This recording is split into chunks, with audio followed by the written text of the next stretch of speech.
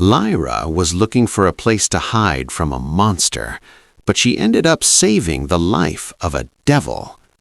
When Min Gi-tan's men tracked them down, they didn't come to kill her. They came to bring the woman who saved their boss into a world she could never leave. The warehouse door had been unlocked. That should have been Lyra's first warning. She'd slipped through the rusted entrance at 2:47 a.m., her ribs screaming from where Marcus had slammed her against their kitchen counter 6 hours earlier. Blood crusted her hairline. Her phone smashed. Her credit cards all in his name. Boston's December cold bit through her torn jacket as she stumbled into the darkness, expecting emptiness. Instead, she found a man bleeding out on the concrete floor. The gunshot had been recent. She could smell it, cordite and copper thick in the air.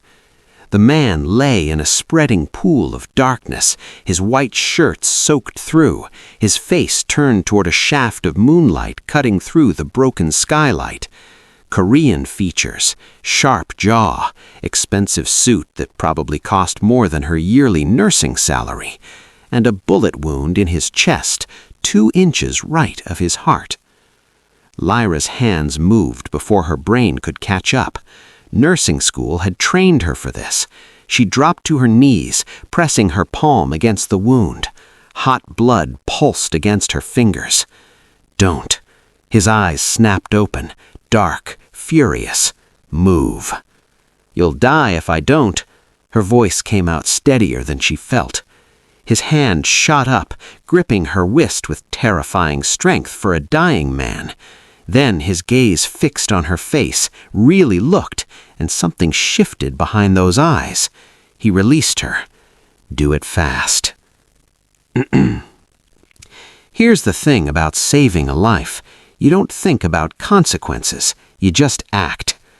Lyra ripped his shirt open. The entry wound was clean, professional. She'd seen enough gunshot victims in Boston General's ER to know what she was looking at.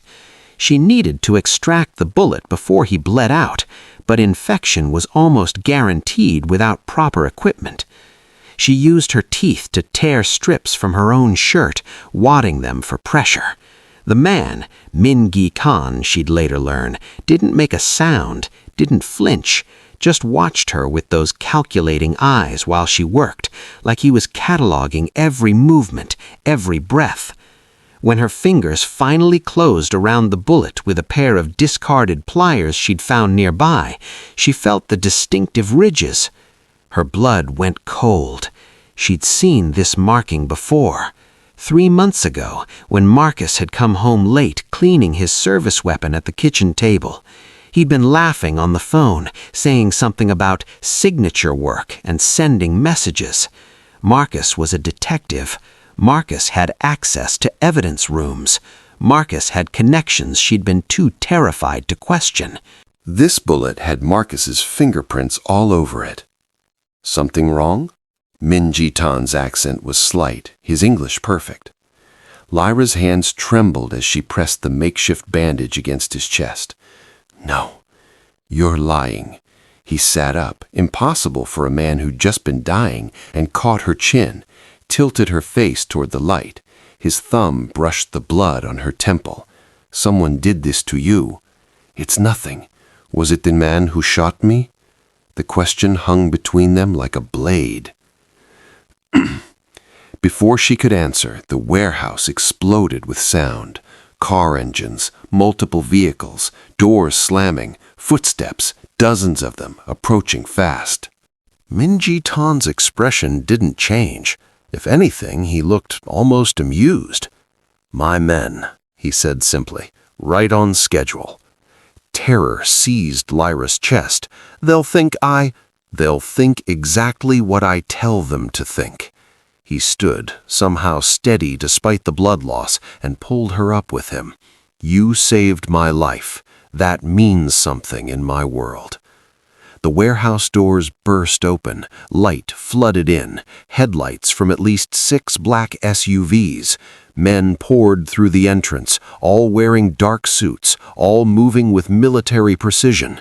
The lead man, older, scarred, went rigid when he saw Min Ji-tan standing. The entire warehouse went silent. Not the silence of absence, but the silence of held breath, of men waiting for orders from someone who controlled whether they lived or died. A click echoed through the space. Min Ji-tan had pulled out a lighter, gold, engraved, probably worth more than Lyra's car. He lit a cigarette despite his wound, took a long drag, and exhaled slowly. "This woman," he said, his voice carrying absolute authority, "saved your boss's life." His hand settled on Lyra's shoulder, possessive, claiming, "She's under family protection now. Anyone who touches her answers to me." The scarred man bowed his head. "Yes, boss."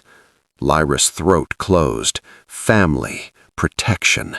Those weren't gentle words in his world. They were chains. "I can't," she started. Min Ji-tan's grip tightened. "The man who shot me also hurt you. I saw the recognition in your eyes when you pulled out that bullet." He leaned close, his breath warm against her ear. "You need sanctuary. I need the woman who knows my would-be killer's signature.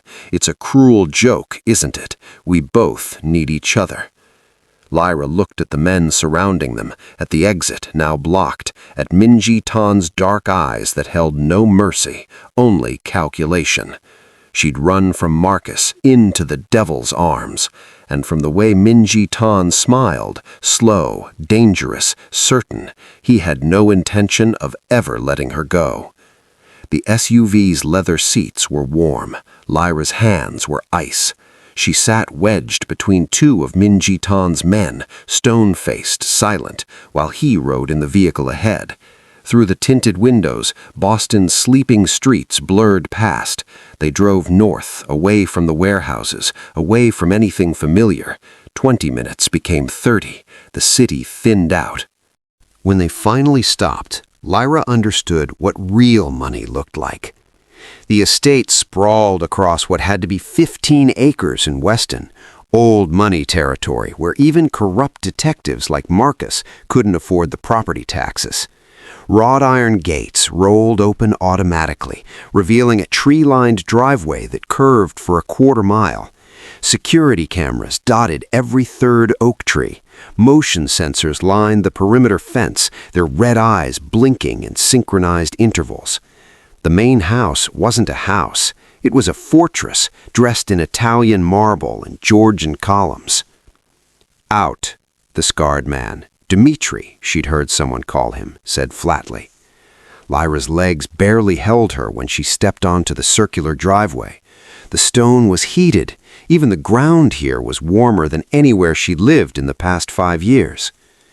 Min Ji-tan stood at the entrance, his blood-stained shirt replaced by a black button-down that probably cost more than her monthly rent. The makeshift bandage she'd applied was gone, replaced by professional medical wrapping. A private doctor, then. Of course he had one on call. "Welcome to your new home," he said, and it wasn't a greeting, it was a statement of fact. The interior made her stomach drop. White marble floors reflected the crystal chandeliers hanging from 20-foot ceilings. Everything was cold, temperature controlled to exactly 68 degrees, the kind of precise climate that required serious money to maintain. Original artwork lined the walls, not prints, originals. She recognized a Rothko that had been reported stolen from a private collection in New York 3 years ago. "Third floor, East Wing," Min Ji-tan told Dmitri. "Put her in the blue room." "Boss, your wound." "Is fine." Min Ji-tan's tone ended the discussion. He turned to Lyra. "Someone will bring clothes, food, whatever you need." "What I need," Lyra said, "is to understand what just happened." His expression didn't change. "You saved my life.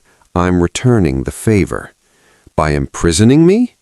By keeping you alive. He stepped closer, and she caught the scent of expensive cologne mixing with antiseptic. Here's what you don't know yet. The man who shot me doesn't leave witnesses. If he marked you, if he knows you saw anything, you're already dead, unless you're under my protection. The logic was airtight, which made it more terrifying. How long do I have to stay here? Mingi Tan's smile was sharp enough to cut. Until the threat is eliminated. He walked away before she could ask who'd decide when that was. The Lyra room was larger than her entire apartment had been. King bed with silk sheets, bathroom with heated floors, and a tub that could fit 3 people. A walk-in closet already stocked with clothes, all in her exact size, which meant someone had been watching her long before tonight. Lyra sat on the bed's edge, her hands shaking now that she was alone. Marcus would be looking for her. He'd check her work, her friends, what few she had left. He'd use his badge, his connections. A knock interrupted her spiral. Yeah? A woman entered, early 50s, Korean, wearing a black suit that screamed head of household staff. I'm Mrs. Choi. I manage the estate. You'll eat, then rest. Doctor's orders. She set down a tray. Real food. Japchae, kimchi, rice, soup. The smell made Lyra's stomach clench. She hadn't eaten since yesterday morning. Thank you. Mrs. Choi paused at the door. The boss doesn't bring people here, not civilians. Whatever you are to him, it's important. The door closed with a soft click. Lyra ate mechanically, her nurse's brain cataloging details. Security cameras in every corner of the room, 4 total, including one hidden in the smoke detector. No windows that opened. The door had a keypad lock on the outside. Luxury prison, still a prison. She'd just finished eating when voices rose from downstairs, angry, rapid Korean mixed with English. Her curiosity overrode her exhaustion. She cracked open the door. Lost 3 shipments in 2 months, someone was shouting. Someone's leaking information. Lyra crept to the staircase. From the landing, she could see into Minji Tan's office, all dark wood and leather, 6 men standing in a semicircle while he sat behind a desk that probably cost $40,000. Find the leak, Minji Tan said coldly. I want names by tomorrow. Boss, we vetted everyone. Then vet them again. Lyra's eyes caught on movement. One of the men, younger, positioned to Minji Tan's left, had his hand in his pocket. Normal enough, except his thumb kept rubbing against his phone screen through the fabric. 3 times in 30 seconds. The same nervous tick she'd seen in the ER when people were texting under the table. She'd also seen it in Marcus, right before he'd hit her the first time. Her breath caught. She should go back to her room, mind her business, stay invisible. Instead, she walked down the stairs. 7 pairs of eyes snapped at her. The temperature in the room dropped 10 degrees. I'd told you to rest, Minji Tan said, his voice dangerously soft. The man on your left, the one in the gray suit, he's been texting someone since this meeting started. The room went absolutely still.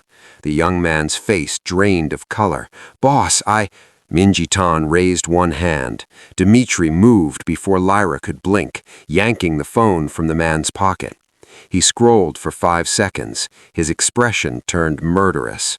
He's been feeding information to the Italians, real-time updates. They know about tomorrow's shipment. The young man lunged for the door. He made it 3 steps before 2 other men tackled him to the marble floor. Minji Tan stood slowly, walked around his desk, stopped in front of Lyra. His dark eyes studied her with the intensity of a jeweler examining a rare diamond, calculating value, weighing worth. How did you know? He asked. I'm a nurse. I read people's bodies for a living. Tremors, tells, patterns. She met his gaze. You learn to spot liars pretty fast in the ER. Something shifted in his expression. Not warmth, Minji-tan didn't do warm, but recognition, the kind reserved for tools that proved unexpectedly useful. "The blue room is no longer appropriate," he said. "Mrs. Choi, move her to the west wing, the suite next to mine." Dmitri started, "Boss!" But she just saved us $250,000 in lost product and identified a traitor none of you caught. Minji-tan's hand settled on Lyra's shoulder again, that possessive weight that made her skin crawl. "She's not a guest anymore. She's an asset." Lyra's stomach turned to lead. She'd just proven she was too valuable to ever let go. The West Wing suite had a connecting door to Minji-tan's room. Lyra discovered this at 3 a.m. when she couldn't sleep and walked the perimeter like a caged animal. The door was locked from both sides, but she could hear him through it, the clink of ice in a glass, the rustle of papers, the occasional low murmur of a phone call in Korean. The man never seemed to sleep. She pressed her ear against the dark wood, hating herself for the curiosity. His voice was different on the phone, sharper, colder. She caught fragments, 20 kilos, the shipment routes, make an example. The call ended. Silence stretched for 30 seconds. Then his voice came through the door, clear and amused. "If you're going to eavesdrop, at least come in and do it properly." Lyra jerked back. The lock clicked. The door swung open. Minji-tan stood in the doorway, wearing black silk pajama bottoms and nothing else. The bandage from earlier was gone, revealing the angry red wound she'd patched. It should have needed stitches, should have kept him bedridden for days. Instead, he looked like a predator interrupted mid-hunt. "I wasn't—" "You were. Step aside. We need to talk." It wasn't a request. His room was twice the size of hers, all dark leather and polished mahogany, with floor-to-ceiling windows overlooking the estate grounds. Rain hammered against the glass in sheets, turning the world outside into a blur of shadows. A crystal decanter sat on his desk, half empty. The smell of expensive whiskey, something aged and smoky, filled the air. He poured a second glass without asking and held it out. "I don't drink," Lyra said. "Tonight you do. Consider it medicinal." She took a reluctant sip. The whiskey burned. Macallan 25 if she had to guess. $200 per ounce. She'd served enough wealthy patients to recognize the taste of obscene wealth. Minji-tan settled into the leather chair behind his desk, watching her over the rim of his glass. "You've been here 6 hours. You've eaten once, showered twice, and paced your room 47 times. You've been counting?" "I've been monitoring." He nodded toward a tablet on his desk. Security feeds, a dozen small squares showing every angle of her suite. "You're adjusting poorly." "You mean I'm not thrilled about being a prisoner?" "You're not a prisoner." His tone was matter-of-fact. "Prisoners don't save their captors' lives. Prisoners don't identify traitors. Prisoners don't get the West Wing." "Then what am I?" Minji-tan set down his glass, stood, crossed the room until he was close enough that she could see the stitches the private doctor had added after her field work, precise surgical sutures following her messy extraction path. "You're the woman who pulled a bullet from my chest and recognized the signature," he said quietly, "which means you know who's trying to kill me, which means you're either my greatest asset or my greatest liability." "I already told you. I think it was my ex-husband, Marcus Chen. He's a detective with Boston PD, Homicide Division." "I know who he is." Minji-tan's expression darkened. "I've had people digging since we left the warehouse. Detective Marcus Chen married you 4 years ago. First complaint of domestic violence filed and withdrawn 2 years ago. 3 more complaints, all withdrawn. He's got connections to the Santoro family, the Italian outfit trying to muscle into my territory." Lyra's hands tightened around the glass. He never told me about organized crime connections. He wouldn't. He was using his badge to launder their operations, clean up crime scenes, make evidence disappear. Minji-tan reached out, his fingers brushing the fading bruise on her temple. His touch was surprisingly gentle. He's also put out word that you're missing, dangerous, possibly armed and suffering from delusions due to medication issues. The whiskey turned to acid in her stomach. He's making me sound crazy. He's making you sound like a threat that needs to be eliminated quietly. Minji-tan's hand dropped. Here's the thing. Marcus shot me because the Italians hired him to. They want my territory. They want my supply lines. They want me dead. But he failed, and now he knows there's a witness. So you're keeping me alive to use me as bait. I'm keeping you alive because letting you die would be wasteful. He turned back to the windows, watching the rain. And because you're more useful than I anticipated. Lightning cracked across the sky, illuminating his profile. Sharp jaw, calculating eyes, a man who'd built an empire on violence and strategy. Lyra hated that she felt safer with him than she'd felt in years. How long until Marcus finds me? He won't. This estate is off-grid, purchased through shell companies. Even if he traces you to me, he'd need an army to get through my security. Minji-tan glanced over her shoulder. You're safer here than you've been since the day you married him. The truth of it made her chest tight. What do you want from me? Information, your nursing skills, your ability to read people. He moved back toward her, each step deliberate. And your cooperation. Cooperation in what? In destroying the man who tried to kill us both. The rain intensified, drowning out everything except the sound of her pulse hammering in her ears. Minji-tan was close again, close enough that she could smell the antiseptic from his wound, mixing with whiskey and something darker, more dangerous. Sandalwood, gunpowder, power. I'm not a killer, Lyra whispered. No, but you're a survivor. His hand came up, fingers curling under her chin, tilting her face toward his. I've seen how you move, how you think. You stayed with a man who beat you for 2 years because leaving was more dangerous than staying. That's not weakness, that's strategy. Her breath caught. No one had ever framed her survival that way, as strength instead of cowardice. Marcus has the entire police department behind him. He has connections, resources. And I have you. Minji-tan's thumb brushed across her lower lip, a touch that sent electricity straight down her spine.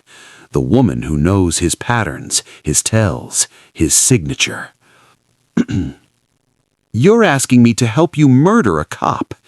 I'm asking you to help me eliminate a corrupt detective who tried to kill me and would have killed you eventually. His eyes held hers, unblinking. There's a difference. Outside, thunder rolled across the estate. The lights flickered once, twice. Emergency generators kicked in with a low hum. Minji-tan didn't move, didn't break eye contact. Lyra should have stepped back, should have left, should have maintained every boundary she had left. Instead, she heard herself say, "What do you need me to do?" Something flashed in his expression, triumph, possession, something darker she couldn't name. His hand slid from her chin to the back of her neck, fingers tangling in her hair, not pulling, just holding, claiming space. "First," he murmured, "you're going to tell me everything about Marcus Chen, his routines, his contacts, his weaknesses." His face was inches from hers now, his breath warm against her lips. "Then you're going to help me set a trap he can't resist. And if I refuse?" Minji-tan's smile was slow, dangerous, absolutely certain. "You won't." He was right. God help her, he was right. Because the monster she knew was hunting her, and the devil in front of her was offering the only protection that would keep her breathing. The rain hammered harder against the windows. His hand tightened in her hair. The space between them crackled with something electric and terrifying.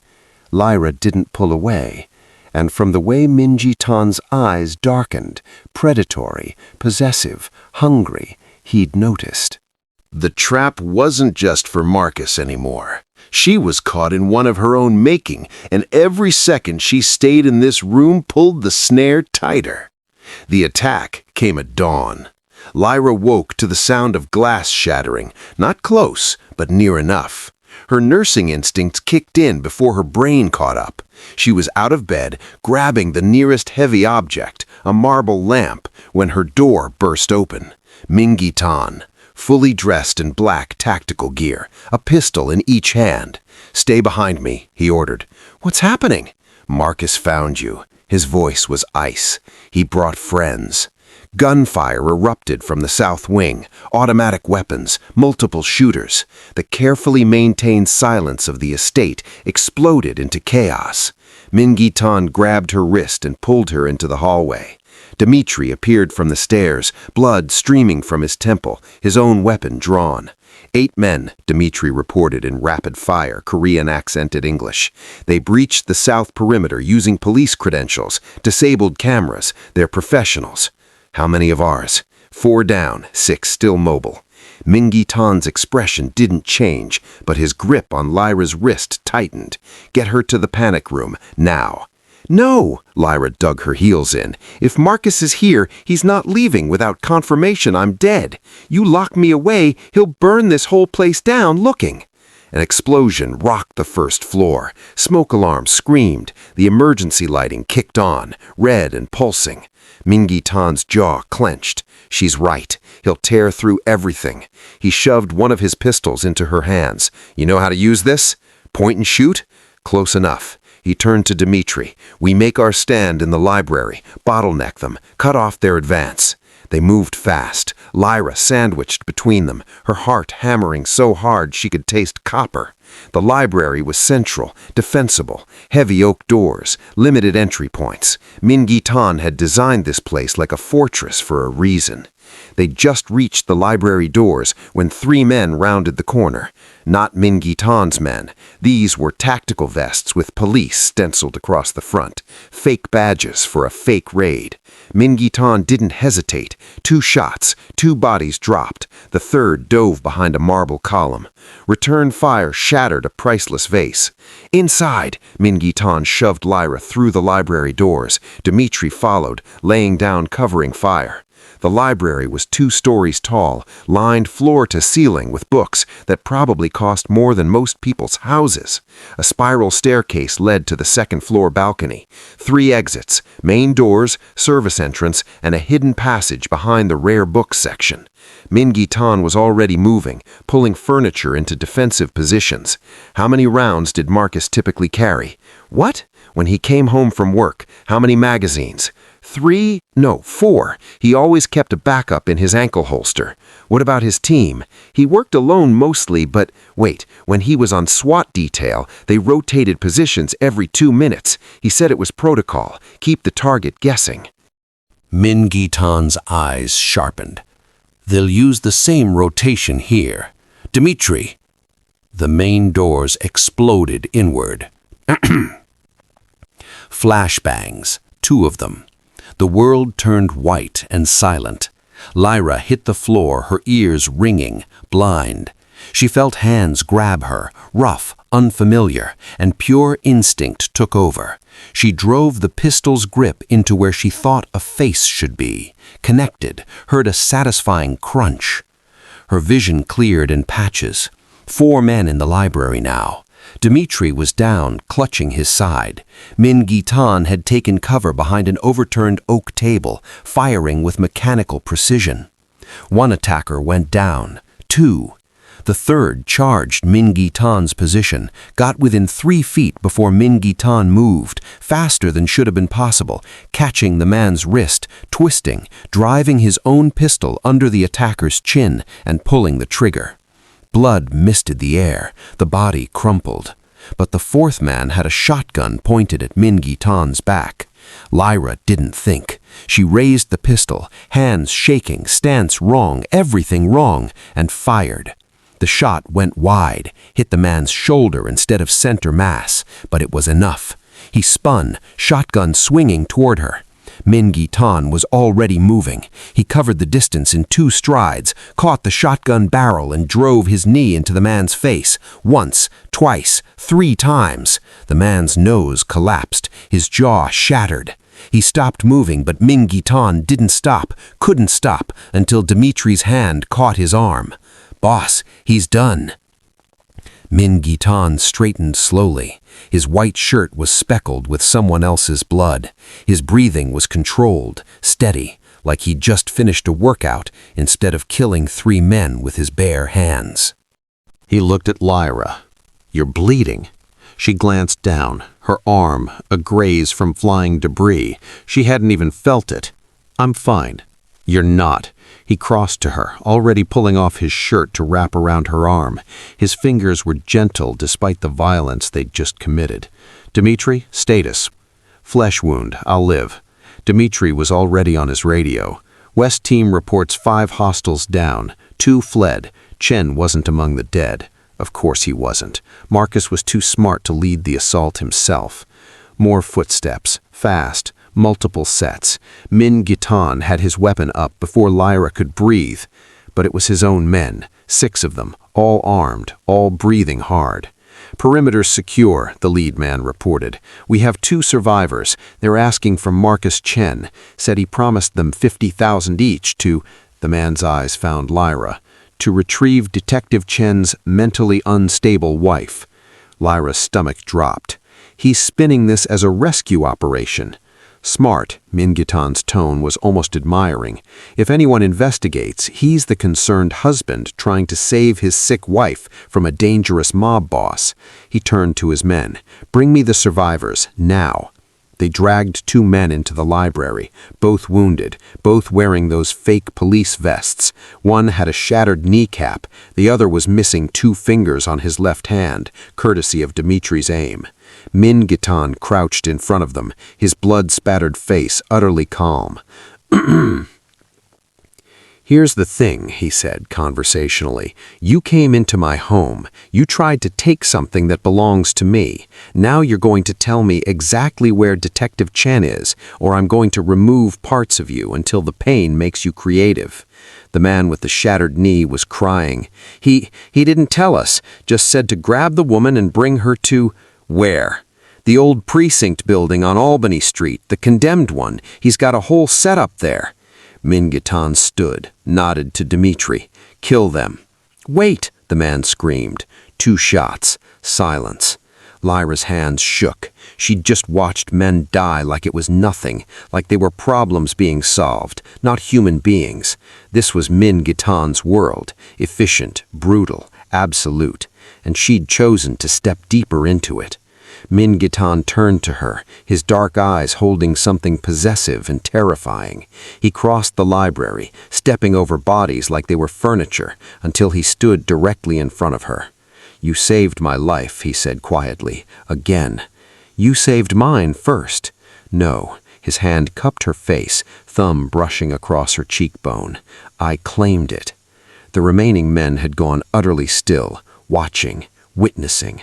Min Gi-tan raised his voice, addressing the room. "This woman is under my protection. She is family now. Anyone who touches her, anyone who even looks at her wrong, answers to me personally." His grip tightened, possessive and claiming. "She's mine. Spread the word." "Yes, boss," came the unified response. Lyra should have protested, should have fought, should have rejected being claimed like property. But Marcus was out there, planning, hunting, and the only thing standing between her and a shallow grave was the devil whose blood still stained her hands. Min Gi-tan leaned close, his lips brushing her ear. "We're going to finish this tonight. We're going to that precinct, and we're going to end Marcus Chen." "Together?" His smile was razor sharp. "Together, you're going to watch me destroy the man who hurt you, and when it's done, you'll understand exactly what it means to be mine." Lightning cracked outside, illuminating the library, the bodies, the blood, the man who just declared her his in front of a room full of killers. Lyra met his eyes and didn't look away. The trap had closed completely now, and she'd stopped trying to escape. The condemned precinct on Albany Street smelled like rot and failure. Min Ji-tan's convoy arrived at midnight. 12 vehicles, 40 men, enough firepower to start a small war. They'd come prepared for resistance. Instead, they found Marcus Chen alone in what used to be the booking area, sitting at a metal table with a bottle of whiskey and his service weapon. He'd been waiting. Lyra stepped out of the SUV with Min Ji-tan's hand on her lower back, a touch that had become familiar, grounding. She wore body armor now, courtesy of Mrs. Choi. Her hair was pulled back, her hands were steady. She wasn't the terrified woman from the warehouse anymore. Marcus looked up when she entered. His eyes, the same eyes that had promised to love her, then promised to kill her, widened fractionally. "Lyra," his voice cracked. "Jesus Christ, what have they done to you?" "They saved me," she said flatly, "from you." Min Ji-tan's men fanned out, securing every exit. Dmitri checked for explosives. The building was clean. Marcus really had come alone, arrogant enough to think he could talk his way out, or desperate enough not to care anymore. "You don't understand," Marcus stood, hands raised. "I was trying to protect you. These people, they're monsters." "You shot him," Lyra's voice cut through the bullshit. "I pulled the bullet out myself. Your signature work. The same rifling marks I saw you file into your backup piece 3 months ago." Marcus's expression shifted. The mask of concerned husband cracked, revealing something colder underneath. "Smart girl," he said quietly. "Too smart. That was always your problem." "Here's what happened," Min Ji-tan said, his tone conversational as he moved to stand beside Lyra. "The Santoro family hired you to eliminate me. $50,000 down payment, $200,000 on completion. You needed the money. Gambling debts, according to my sources. About $375,000 deep with some very unpleasant bookies." Marcus's jaw tightened. "You can't prove anything." "I don't need to prove it. I just need to know it." Min Ji-tan pulled out his phone, tapped the screen twice. "Your handlers at the Santoro family were very cooperative once we explained the situation. They've agreed to cut ties with you. Consider their contract terminated." "You're bluffing." The phone rang. Min Ji-tan put it on speaker. A rough voice with a thick Italian accent filled the space. "Chen, this is Sal Santoro. You're done. You failed the hit, exposed our connection to the department, and brought this Korean bastard on our heads. We're not protecting you. You're on your own." The line went dead. Marcus's face drained of color. No, we had a deal." "You had a deal," Min Ji-tan corrected, "until you became more expensive than you were worth. Now you're just a loose end." Marcus lunged for his weapon, didn't make it halfway before 3 red dots appeared on his chest, laser sights from Min Ji-tan's men positioned throughout the building. "Don't," Lyra said quietly. "Please don't make this uglier than it has to be." Marcus froze, looked at her, really looked. "When did you become one of them?" "When you made it impossible to be anything else." She stepped forward, close enough to see the broken blood vessels in his eyes, the fear he was trying to hide. "You were supposed to love me. Instead, you tried to kill me. You don't get to judge my choices now."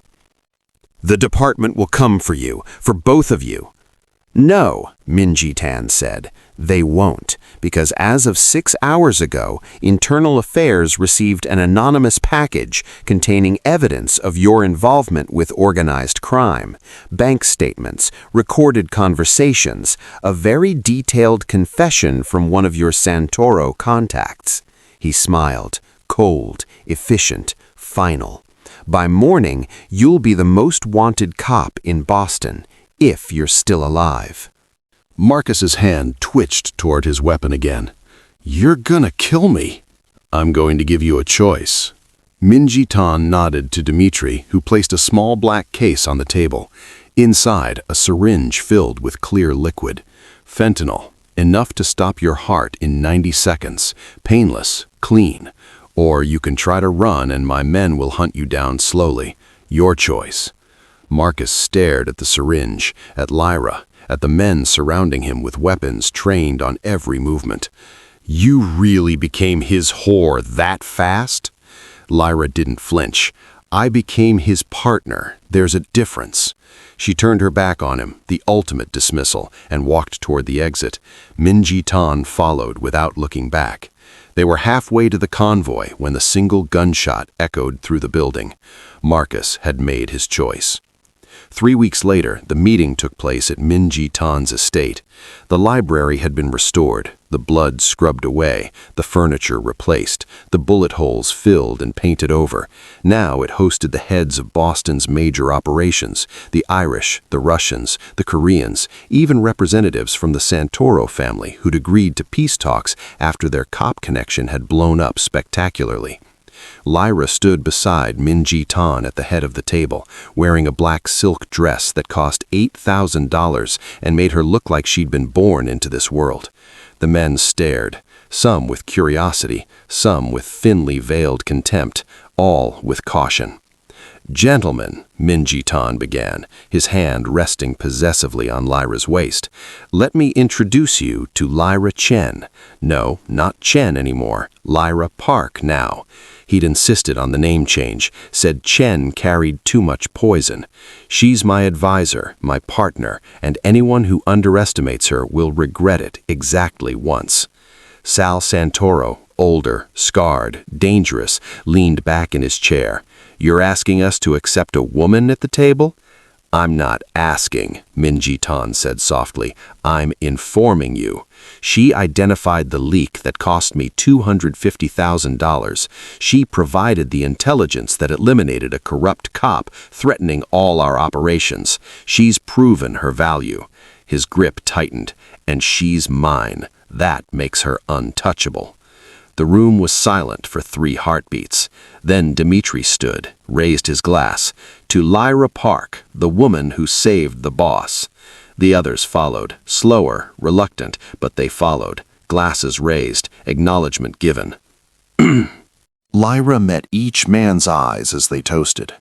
She'd spent 28 years being invisible, being small, being whatever she needed to be to survive.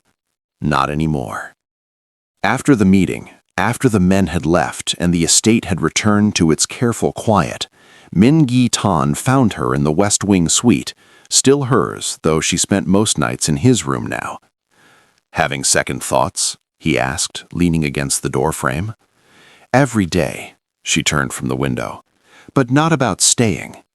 He crossed to her, pulled her close. His hands settled at her waist, possessive, claiming, constant.